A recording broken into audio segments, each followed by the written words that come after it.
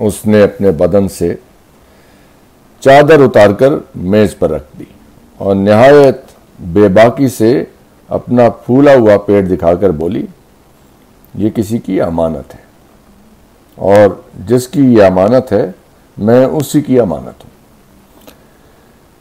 लाली भौंचका रह गया। चंद लम्हे खामोश रहा, फिर उसने संभलकर आहिस्ता से पूछा, किसका है? किसी का भी है, तुम्हारा इस मामले से कोई ताल्लुक नहीं। क्यों नहीं? बिल्कुल है, लाली ने डपट कर पूछा। ज्यादा कोड़कोड़ ना करो, साफ साफ बताओ। चलो ये भी सुन लो। वो आहिस्ता आहिस्ता बताने लगी। मैं लाहौर में अपनी खाला के पास रहती थी, वहां कॉलेज में पढ़ती थी।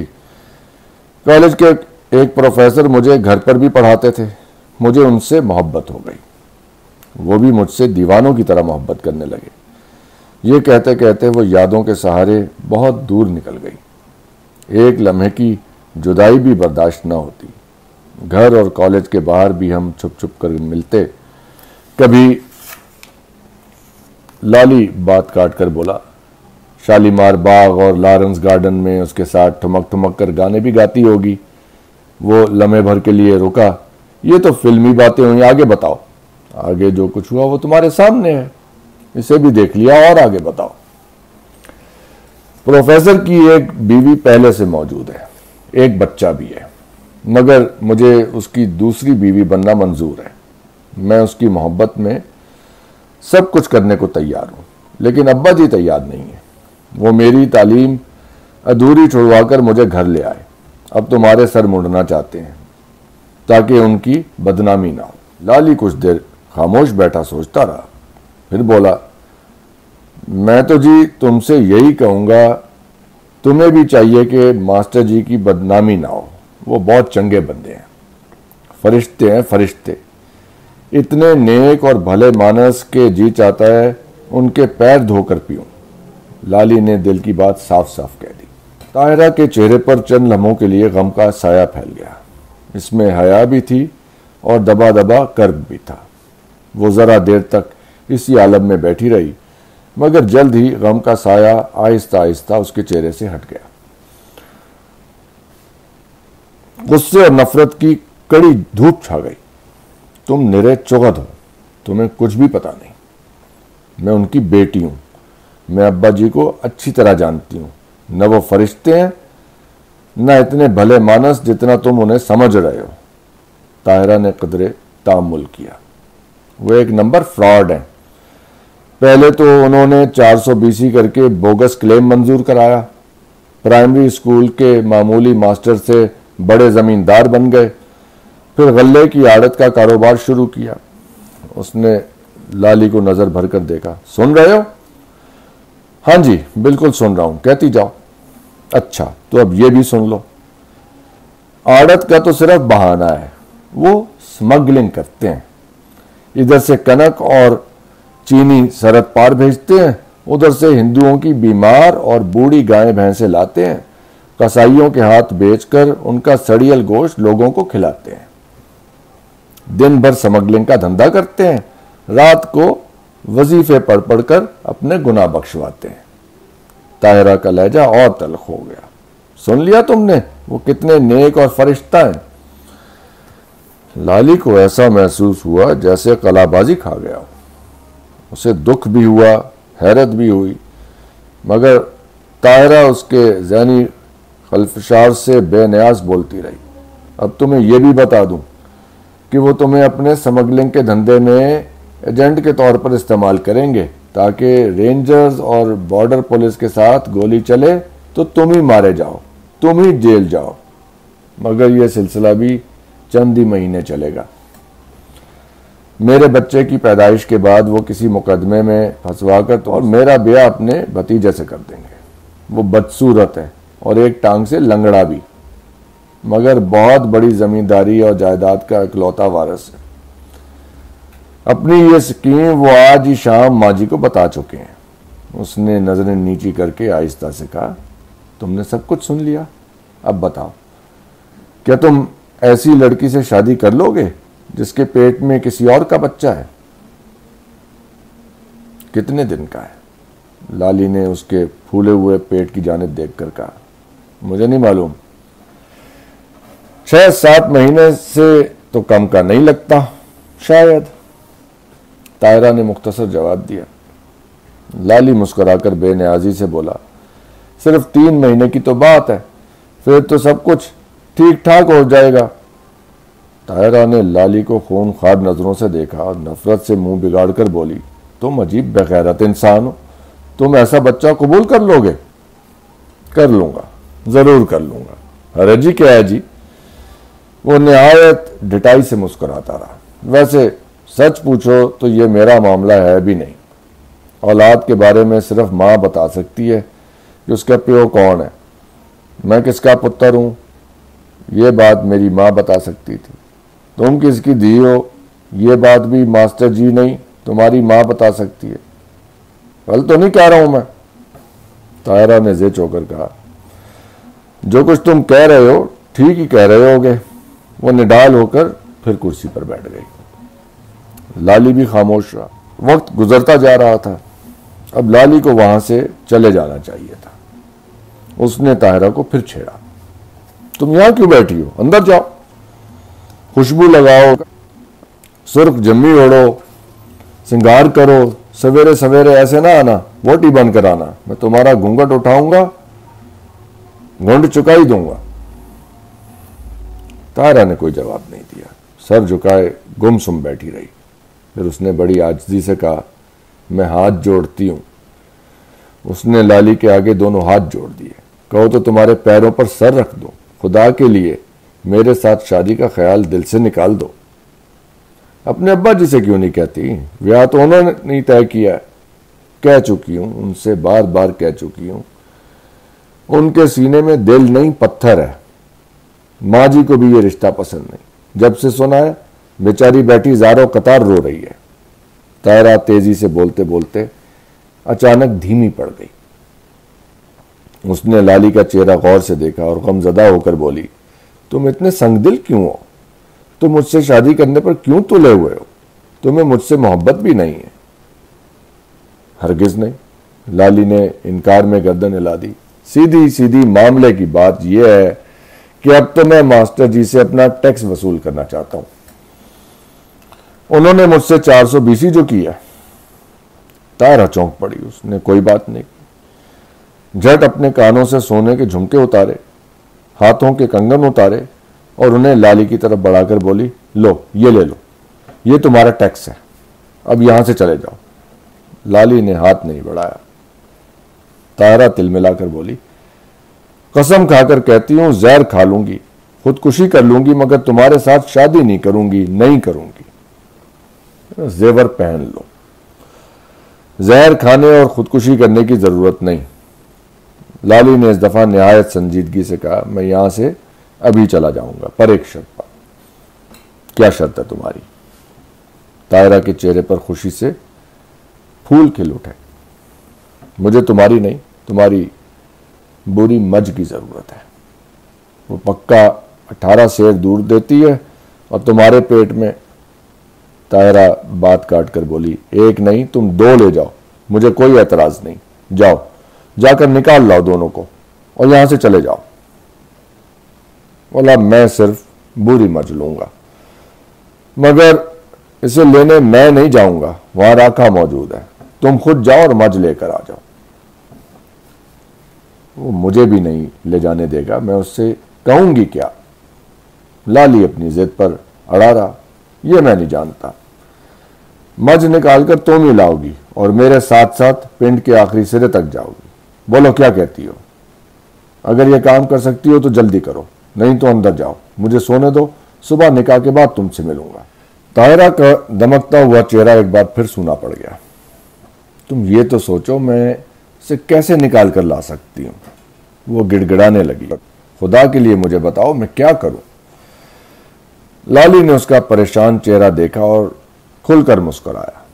तुम मुझे बेवकूफ, चुगद, अहमक, जंगली और न जाने क्या क्या कह चुकी हो, और तुमने ये भी सोचा खुद तुम्हारे पास कितनी समझ है। अगर तुम्हारे पास समझ बूझ होती तो यूं मज की तरह पेट फुलाए ना बैठी होती। उसने कुछ तामुल किया। हकारत से मुंह बिगाड़कर बोला, मास्टर जी वजीफे पढ़ते हैं, बेटी इशक लड़ाती है और मैं बेवकूफ़ हूँ, एम्मा को जंगली हूँ। तायरा खामोश बैठी उसकी जली कटी सुनती रही। लाली उसे मुखातिब करके बोला, इस तरह यहाँ बैठा रहने से काम नहीं चलेगा। ये बताओ आसपास के किसी पिंड में तुम्हारा कोई शरीका, कोई रिश्तेदार, मामा, चाचा, मौसा, ताऊ, कोई ना कोई तो होगा। ताहिरा ने झट जवाब दिया, मामू है, 6 मील उधर एक चक में रहते हैं, मगर वो हमारे घर कम आते हैं, सगे मामू नहीं है। सगे सोतेले की छोड़ो, भेजे से काम लो, भेजे से। माँ जी तो तुम्हारी ही तरफदार है ना? बिल्कुल है, उन्होंने ही तो मुझे तुम्हारे पास भेजा है। तो बस तुम सीधी उनके पास जाओ, उनसे कहो कि वो राखे को मामा को बुलाने भेज दें। वो उधर जाएगा और तुम बुरी मत निकाल कर ले आना। बन गया दोनों का काम। तायरा ने खुश होकर गर्दन हिलाई, ये तरकीब ठीक रहेगी। उसने मौज में आकर चुटकी बजाई, बिल्कुल ठीक है। खाली पीली ठीक कहने से काम नहीं चलेगा, जाओ और बुरी मज लेकर फटाफट आ जाओ। तायरा जाने के लिए खड़ी हो गई। वो दरवाजे की जानिब बढ़ी।